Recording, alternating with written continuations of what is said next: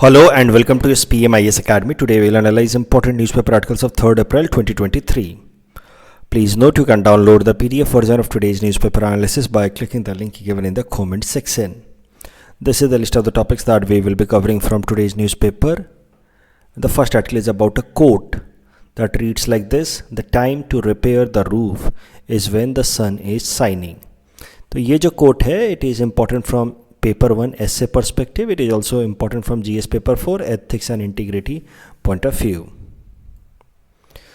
तो इस कोट को जरा देखते हैं किस कॉन्टेक्स्ट में दिया गया था. So it was given in 1962 by the then US president John F Kennedy.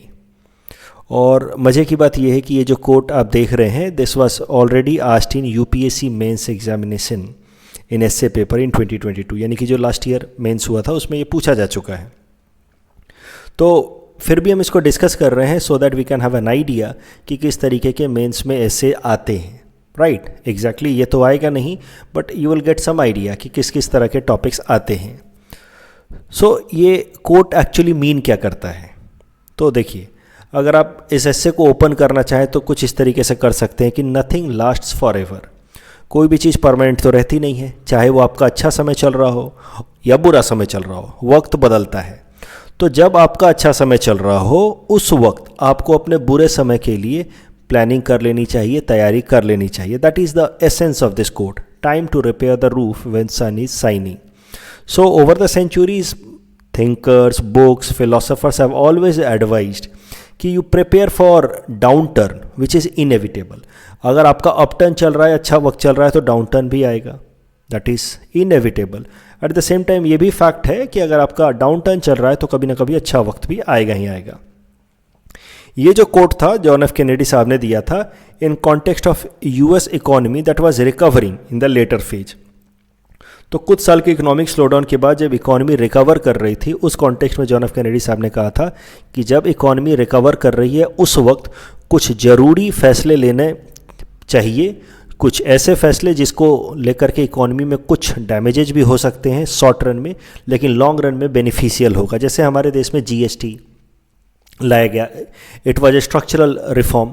तो इस तरीके के कुछ ज़रूरी फैसले वो उस वक्त लेना चाहते थे, and that is why he use this quote कि when the economy is recovering, या दूसरे शब्दों में sun is shining, this is the time to take the action of repairing of the roof. कैसे कैसे इसका इस्तेमाल किया जा सकता है, किस किस कॉन्टेक्स्ट में. तो इकोनॉमिक प्लानिंग के कॉन्टेक्स्ट में तो इस्तेमाल किया ही जा सकता है कि जब इकोनॉमी अच्छा कर रही हो उस वक्त इकोनॉमी के डाउनटर्न के लिए भी प्लानिंग कर लेनी चाहिए. इन्वायरमेंट प्रोटेक्शन के लिए भी इसका इस्तेमाल किया जा सकता है. यू सी, राइट नाउ आप मान सकते हैं कि the sun is shining for entire world as far as environment is concern. अगर आईपीसीसी रिपोर्ट की मानी जाए तो अभी तक the world is in quite good phase. लेकिन जिस तरीके से क्लाइमेट चेंज हो रहा है, जिस पेस से हो रहा है, 6th report of ICCC says, 6th report का 4th पार्ट जो लास्ट पार्ट हाल फिलहाल में है, वो यही कह रहा है कि आने वाले टाइम में fractional changes in the global warming will have major damages on overall settlements across the world. तो अभी सन इज शाइनिंग, कोई खास डैमेजेज नहीं है पूरे दुनिया भर में, ग्लोबल वार्मिंग का कोई बहुत ज़्यादा इम्पैक्ट नहीं है. अभी there is the time to repair the roof. Environment के कॉन्टेक्स्ट में there is the time when we control और put check on greenhouse gas emission. उसी तरीके से यंग डेमोग्राफी के बारे में भी आप मेंशन कर सकते हैं इंडिया के. देखिए, अभी इंडिया की जो ओवरऑल पॉपुलेशन है, India is set to first of all pass China as the world's largest population country this year itself. लेकिन एक एडवांटेज इंडिया के पास अभी है कि हमारा पॉपुलेशन जो है यंग एज है. एवरेज या mean age is somewhere close to 28 years. तो this is how again you can say कि अभी demography wise the sun is shining for India. लेकिन अगर हमने इसका ठीक तरीके से अभी इस्तेमाल नहीं किया तो later on the same demography में टर्न इनटू डेमोग्राफिक डिजास्टर. तो अभी when the sun is shining we need to bring that demography into action. We need to use this demography. That would be like repairing the roof. Same is for insurance and all. लोग देखिए, अब अलग अलग dimension से मैं बता रहा हूँ इस कोट के सिग्निफिकेंस. लोग इंश्योरेंस क्यों लेते हैं? Car loan, health insurance, car insurance, health insurance, accident insurance, ये तब लिया जाता है जब सब कुछ नॉर्मल है. When sun is shining, you prepare for difficult time. You prepare for difficult things, right. तो ये सब इंश्योरेंस को भी आप इस कॉन्टेक्स्ट में देख सकते हैं। स्ट्रेंथनिंग ऑफ हेल्थ इंफ्रास्ट्रक्चर, देखिए जब पैंडेमिक का फर्स्ट वेव या सेकेंड वेव आया तो उसमें इतना मेजर डैमेज इंडिया को इसीलिए फेस करना पड़ा क्योंकि हमारा हेल्थ इंफ्रास्ट्रक्चर उसको फेस करने के लिए, इस तरह के पैंडेमिक इतने मैसिव स्केल पे फेस करने के लिए रेडी नहीं था।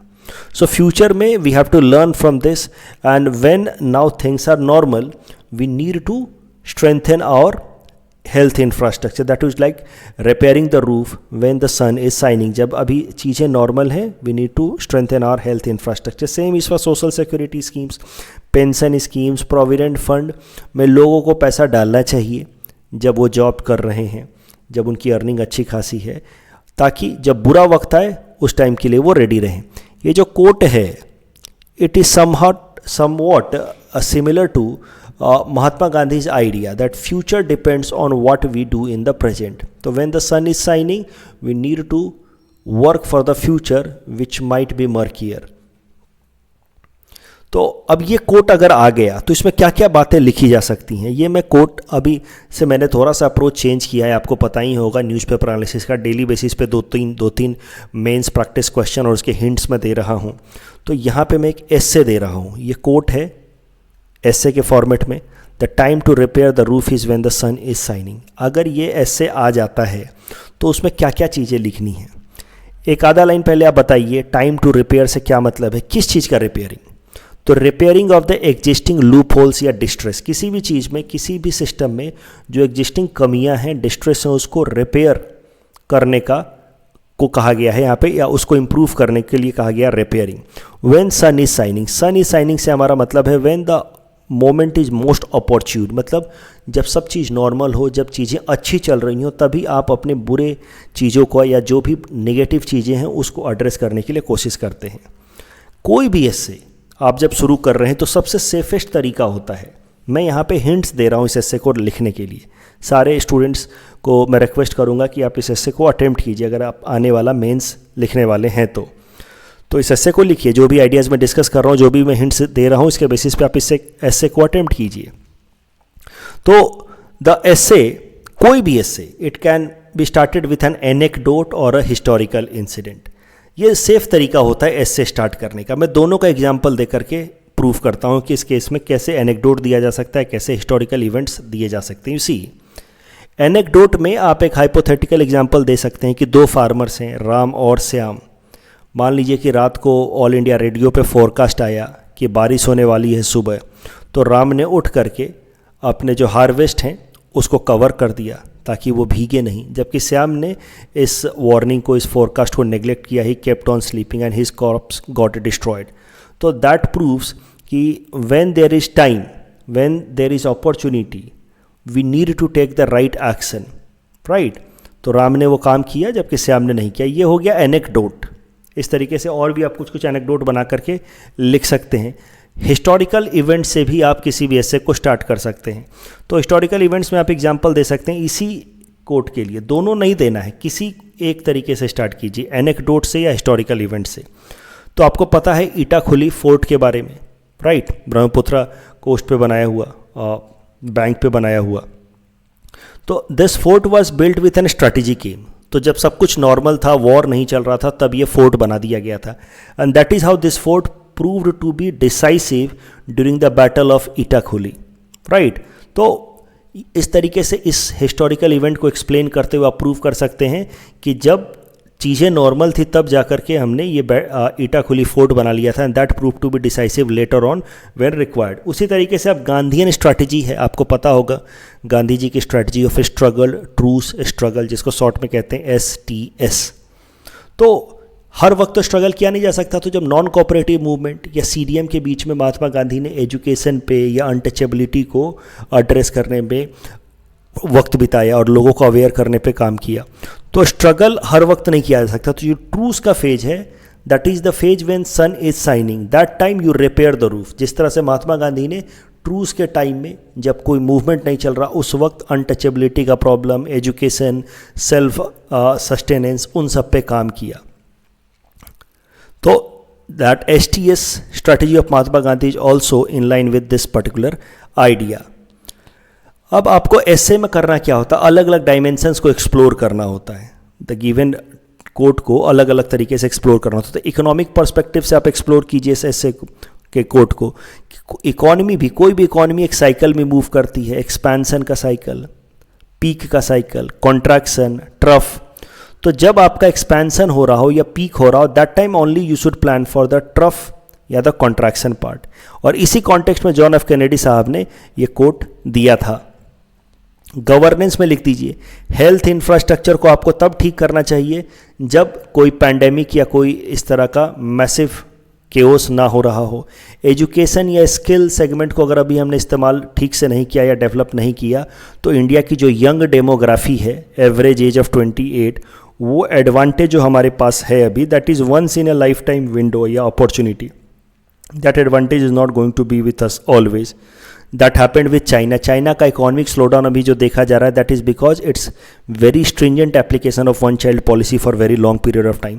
तो China did not repair the roof when the sun was smiling, right. Same for environment. Environment related IPCC report, global warming, ये हम डिस्कस कर चुके हैं। इंडिविजुअल लेवल पे क्या इंपॉर्टेंस है of working when the things are normal या opportunity moment. तो इंश्योरेंस या पेंशन फंड का एग्जांपल दे सकते हैं। ईमानदारी से काम करना, खासकर एक स्टूडेंट के लिए। देखिए, आप सब स्टूडेंट के लिए भी ये वैलिड है, या आप इसको इस कोट में भी मेंशन कर सकते थे। अगर आप एग्ज़ाम के टाइम में पढ़ते हैं सिर्फ, तो आप कभी भी नॉलेज नहीं गेन कर सकते। If you have to strengthen your self, you must study when exam is not near. उस वक्त आप नॉलेज के लिए, सीखने के लिए अपनी इच्छा से पढ़ सकते हैं। That will strengthen you from inside. इसी कॉन्टेक्स्ट में एक और आप बात लिख सकते हैं कि PM मोदी जी से पूछा गया, डीमोनेटाइजेशन आपने क्यों किया जब इकॉनमी ऑलरेडी अच्छा कर रही थी। तो मोदी जी ने जवाब दिया कि जब आपको ऑपरेशन कराना होता है तो आप तभी कराते हैं जब बाकी सब तरीके से आपका बॉडी स्वस्थ हो। ठीक वैसे ही इकॉनमी जब स्वस्थ है तब हमने ये डीमोनेटाइजेशन नाम का ऑपरेशन किया। That is again another example that when sun is shining, that is the time to repair the roof. Gandhi ji का कोट तो हम देख ही चुके हैं, the future depends on what we do in the present. अभी किसी भी एस्से को, खासकर कोट वाले एस्से को, आप इस तरीके से कंक्लूड कर सकते हैं। देखिए, फाइनल पार्ट जो है वो उस एस्से के थीम में भी हो सकता है, इनलाइन भी हो सकता है, कॉन्ट्रास्ट भी हो सकता है, अपोजिट भी हो सकता है। लेकिन अपोजिट तभी होगा, ये लिखना चाहिए आपको, when the opposite idea inspires optimism या पॉजिटिविटी। जैसे time to repair the roof when sun is smiling, ये है इस कोट का एसेंस या थीम। अब आप इसे थोड़ा कॉन्ट्रास्ट तरीके से कंक्लूड कीजिए कि ठीक है, जब चीज़ें नॉर्मल हो, अपॉर्चुनिटी मोमेंट हो, राइट मोमेंट हो, तब हमें रिपेयर करना चाहिए, काम करना चाहिए फॉर एक्सीजेंसीज। लेकिन at the same time this is also true, better late than never. ऐसा नहीं है कि हमने बीच में नहीं पढ़ा तो अब एग्जाम के टाइम में भी नहीं पढ़े कि अब क्या फ़ायदा। Never give up, keep on trying, it's never too late. Such ideas are also important कि अगर टाइम पे हमने नहीं किया, किसी कारण से अगर हमने नहीं किया, सन इज शाइनिंग उस वक्त अगर हमने ठीक से नहीं किया, तो रेनफॉल के टाइम में तो कम से कम करेंगे ही करेंगे। Giving up is never a option. तो इसमें आप कंक्लूड इस तरीके से कर सकते हैं कि India is facing many challenges like poverty, largest number of poor people are in India, somewhere close to 23 crore. Hunger index में our rank is quite poor. तो इसका साफ साफ कारण है कि इंडिया ने कई सारे अपॉर्चुनिटी मोमेंट मिस किए हैं, इंडिया ने कई सारे अपॉर्चुनिटीज़ मिस किए हैं। दैट मीन्स जब sun was shining, India did not acquire that opportunity, China did. But इसका मतलब ये तो नहीं कि हम आगे ग्रो नहीं कर सकते। So as a nation we must strive to grow still, even when we missed certain opportunity that China grabbed as an economy. तो इकॉनमिक पर्सपेक्टिव में तो चाइना हमसे आगे हैं ही। तो यहाँ पे आप देख रहे हैं कि जो कोर्ट का कंक्लूजन है इस एस्से का, वो कंक्लूजन इस कोट से थोड़ा सा डेविएटेड है या कॉन्ट्रास्ट में है, अपोजिट है कि सन शाइन ना कर रहा हो तब भी हमें गिव अप नहीं करना। इस तरह का कंक्लूजन हमेशा ऑप्टिमिज्म या पॉजिटिविटी देता है, एग्जामिनर को एक अच्छी फीलिंग देता है। The next article is about reusable launch vehicle and this topic is important from our syllabus GS paper 3 science and technology point of view. देखिए, रीयूजेबल लॉन्च व्हीकल होता क्या है? वो बेसिकली एक लॉन्च व्हीकल या rocket और aircraft दोनों का कॉम्बिनेशन होता है। नॉर्मली क्या करते हैं हम लोग, रॉकेट के साथ एक सैटेलाइट जोड़ करके उसको स्पेस में हम भेजते हैं। वो सैटेलाइट को स्पेस में लॉन्च करने के बाद, अपने ऑर्बिट में छोड़ने के बाद, वो जो रॉकेट या लॉन्च व्हीकल है, it gets lost into the space itself, otherwise it enters the space and gets burned, it enters the atmosphere and gets burned there because of the friction, right? तो इस तरीके के rockets को हम लोग कहते हैं एक्सपेंडेबल्स, यानी कि वन टाइम यूज, एक बार जाएगा, एक सैटेलाइट को छोड़ेगा और फिर खर्च हो जाएगा, फिर वो दोबारा इस्तेमाल नहीं आएगा। तो PSLV अगर जो हमारा है अभी, या GSLV है, ये इसी टाइप का है, वन टाइम यूज या एक्सपेंडेबल है। उनको एक सैटेलाइट को लॉन्च करने का कम से कम लॉन्च व्हीकल का खर्च है लगभग 150 से 200 crore. So that makes it a costly affair. अभी इसरो कोशिश कर रही है डेवलप करने की रीयूजेबल लॉन्च व्हीकल, जिसमें कैसा होगा, it will be a combination of launch vehicle और अ रॉकेट प्लस एयरक्राफ्ट, जिसमें ये लॉन्च व्हीकल जो है वो पहले तो रॉकेट की तरह उड़ेगा, जाकर के सैटेलाइट को अपने ऑर्बिट में छोड़ेगा और वापस से ये एक एयरक्राफ्ट की तरह काम करने लगेगा और ये स्पेस में एंटर करेगा, एटमॉस्फेयर में एंटर करेगा और आकर के लैंड कर जाएगा, जैसे कोई हेलीकॉप्टर या प्लेन लैंड करता है। तो that is the meaning of reusable launch vehicle. तो एक बार जब ये लैंड कर जाएगा तो दोबारा से इसका इस्तेमाल किया जा सकता है, फिर इस्तेमाल किया जा सकता है, इसीलिए इसको कहा जा रहा है reusable launch vehicle. It is a combination of launch vehicle that is rocket plus an aircraft. Rocket भी होगा और साथ ही साथ एक हेलीकॉप्टर जैसा एयरक्राफ्ट भी होगा जो इसकी मदद करेगा सैटेलाइट को स्पेस में छोड़ने के बाद ये एक एयरक्राफ्ट की तरह वापस से उड़ करके आकर के लैंड कर जाए। That will allow it to launch multiple satellites with the same equipment या लॉन्च व्हीकल। तो इसका एक टेस्ट डेमोन्स्ट्रेटर 2016 में टेस्ट किया गया था। इसको बेसिक टेस्टिंग 2016 में की गई थी। करंट न्यूज़ ये निकल करके आ रहा है कि चित्रदुर्ग कर्नाटका में ये जो reusable launch vehicle ISRO develop करने की कोशिश कर रहा है, इसकी दोबारा से टेस्टिंग हुई है सेफ लैंडिंग की। किया क्या गया है कि चिनूक नाम के हेलीकॉप्टर, इस तरह का हमारा चिनूक नाम का हेलीकॉप्टर है इंडियन एयरफोर्स का, उसके नीचे इसको बांध करके, चिनूक नाम के हेलीकॉप्टर के नीचे ये रीयूजेबल लॉन्च व्हीकल को बांध करके पहले 4.5 किलोमीटर की हाइट पे ले गया गया और वहाँ से इसको रिलीज कर दिया गया और रिलीज करके टेस्ट किया गया कि ये सेफली ग्राउंड पे लैंड कर रहा है कि नहीं। अब देखिए, ऐसे लिया गया और 4.5 किलोमीटर की हाइट पे लेके गए और वहाँ से इसको रिलीज कर दिया, देखने के लिए कि ये reusable launch vehicle safely land कर रहा है कि नहीं। And the positive thing is कि this reusable launch vehicle developed by ISRO has safely landed. So it is one step और one positive step in the direction of developing completely reusable launch vehicle. 2016 से ये शुरू किया हमने बनाना और अभी इसको हमने कम से कम 4.5 किलोमीटर की हाइट से तो सेफली लैंड करा दिया। Over a period of 10 to 12 years this reusable launch vehicle might become a reality for ISRO. इससे फ़ायदा क्या होगा? रीयूजेबल लॉन्च व्हीकल अगर हमने डेवलप कर लिया तो it will be economical in nature, क्योंकि एक ही एयरक्राफ्ट का बार बार इस्तेमाल किया जा सकता है अलग अलग सैटेलाइट्स को लॉन्च करने के लिए। तो उम्मीद है कि लगभग 80% तक जो कॉस्ट है वो हमारा कम हो जाएगा। टुडे अगर कन्वेंशनल रॉकेट की बात की जाए तो it is using conventional rocket is costing us about somewhere $5,000 to put 1 kilogram of payload in the orbit. The reusable launch vehicle can bring it down to $500 per kilogram. तो सीधा 90% तक की बचत है when you use reusable launch vehicle. 300 crore is India's current annual expenditure for satellite launches. Exclusive use of reusable launch vehicle will bring it down to 10 times. 10 गुना कम कर सकता है, 30 करोड़ तक ला सकता है। तो ये सब फायदे, इकोनॉमिक फायदे हैं रीयूजेबल लॉन्च व्हीकल की ओवर एक्सपेंडेबल्स। एक्सपेंडेबल्स मतलब वन टाइम यूज। अगर बात की जाए वर्ल्ड लेवल पे रीयूजेबल लॉन्च व्हीकल्स की, तो नासा ने रीयूजेबल लॉन्च व्हीकल पहले डेवलप किया हुआ है और उसको इस्तेमाल किया जाता है आज space shuttle, international space station में एस्ट्रोनॉट्स को छोड़ने के लिए और वहाँ से लाने के लिए उसका इस्तेमाल किया जाता रहा है। NASA developed this reusable launch vehicle way back in 1981 itself. इस टॉपिक के बेसिस पे भी ये मेंस प्रैक्टिस क्वेश्चन हमने आपको दे रखा है। सवाल इसके रीयूजेबल लॉन्च व्हीकल के कॉमर्शियल एस्पेक्ट पे है कि recently India successfully tested a safe landing of reusable launch vehicle. मान लीजिए ऐसा सवाल आ गया कि हमने हाल फिलहाल में ऐसे किया है। ऐसे ही तो सवाल आते हैं साइंस एंड टेक में। और क्या आता है जीएस पेपर 3 में? Examine its significance for India's space commerce, 10 marker 150 words. तो स्पेस कॉमर्स में ये सारे डेटा लिख देना, इकोनॉमिकल तरीके से किस तरह से बेनिफिशियल होगा, इंटरनेशनल डोमिनेंस के अलावा forex, earning, adaptability, resource uses, सब में काम आएगा। ये सब लिख देना, हिंट्स दे रखा है मैंने, attempt this.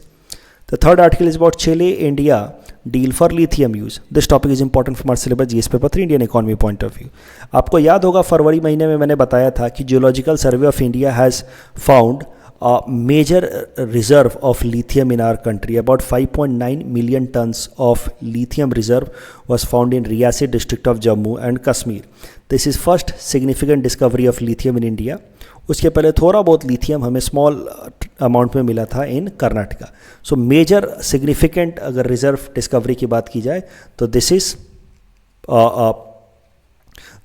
Jammu and Kashmir के रियासी डिस्ट्रिक्ट वाला जो लिथियम रिजर्व है, this is major lithium reserve discovery in India for the first time. Karnataka वाला वाज नॉट सिग्निफिकेंट, और ये इतना मेजर है जम्मू कश्मीर के अंदर जो लिथियम मिला है वो इतना सिग्निफिकेंट है कि suddenly it has made India the third largest resource और third largest lithium resource country after Chile and Australia. तो पहले नंबर पे चिली, फिर ऑस्ट्रेलिया, तीसरे नंबर पे इंडिया आ गया है, bigger than countries like China and US. अभी अगर बात की जाए तो लिथियम का सबसे ज़्यादा इस्तेमाल होता है रिचार्जेबल बैटरीज बनाने के लिए, चाहे वो मोबाइल फ़ोन की रिचार्जेबल बैटरी हो या लैपटॉप की रिचार्जेबल बैटरी, और वहाँ पे China is a world leader. लेकिन अब जब लिथियम का इतना मैसिव रिजर्व मिला है इंडिया के अंदर, तो इंडिया अगर इसका सही तरीके से इस्तेमाल करे तो over a period of 5 to 10 years India's over dependency on China for such batteries of smartphone and mobile and laptops में reduce, and that is important giving the current political climate between India and China. India और China के बीच में थोड़े बहुत tensions बने हुए हैं 2020 से।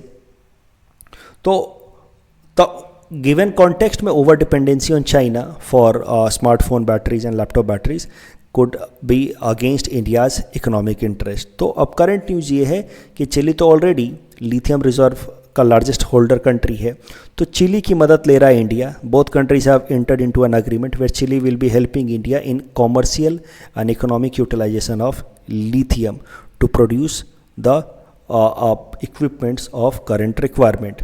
इस टॉपिक के बेसिस पे भी ये मेंस प्रैक्टिस क्वेश्चन हमने आपको दिया है कि recent discovery of lithium reserve in India can be important security and economic can be important for economic and security growth.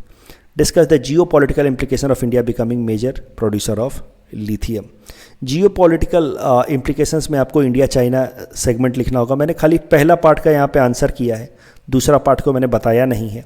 Jio political implication में आपको चाइना फैक्टर लिखना होगा। The next article is about Sadhana Grih of Lakshminath Bej Borua Sahab. This topic is important from our syllabus GS paper 5 Assam issues point of view. देखिए, Laxminath beige Barua साहब की बात की जाए तो उन्होंने 20 साल बिताया है in Sambalpur of Odisha on the bank of Mahanadi river 1917 से लेकर के 1937 तक। He stayed there for his timber business that he started in 1895. जिस घर में वो रुकते थे वो है साधना गृह, that was his study and office house. In fact उनके 2 घर थे वहाँ पे, उसमें से इंपॉर्टेंट वाला है Sadhana Griha, his study and office house on the banks of Mahanadi in Sambalpur Orissa. क्यों न्यूज़ में है साधना गृह? क्योंकि इसका रिनोवेशन कर रहे हैं इनटेक, जो भारत सरकार की ऑर्गेनाइजेशन है इस तरह के कल्चरल हेरिटेजेस को प्रोटेक्ट करने के लिए। तो साधना गृह को एक हेरिटेज स्ट्रक्चर डिक्लेयर करके इसकी रिनोवेशन कर रही है इनटेक, इसीलिए साधना गृह न्यूज़ में। अगर बात की जाए लक्ष्मीनाथ बेज बरुआ साहब की, तो of course you all know the great novelist, writer and poet of Assamese literature, born in 1864, but his main emphasis was on humorous novel and poem, and that is why sometimes he is known as king of humor or Rokoras. He died on 26th March 1938, and this date 26th March is observed as Sahitya Divas in Assam in memory of Lakshminath Bej Barua. इस topic के basis पे prelims practice question मैंने आपको दे रखा है, please attempt this question and submit the answer in the comment section. कल जब हमने आपको प्रैक्टिस क्वेश्चन दिया था उसका आंसर देख लेते हैं। Which are the following statements are true about foreign trade policy of 2023? India aims to increase export to $1 trillion, यहाँ जाकर के गलत हो जाता है। India aims to increase export to $2 trillion।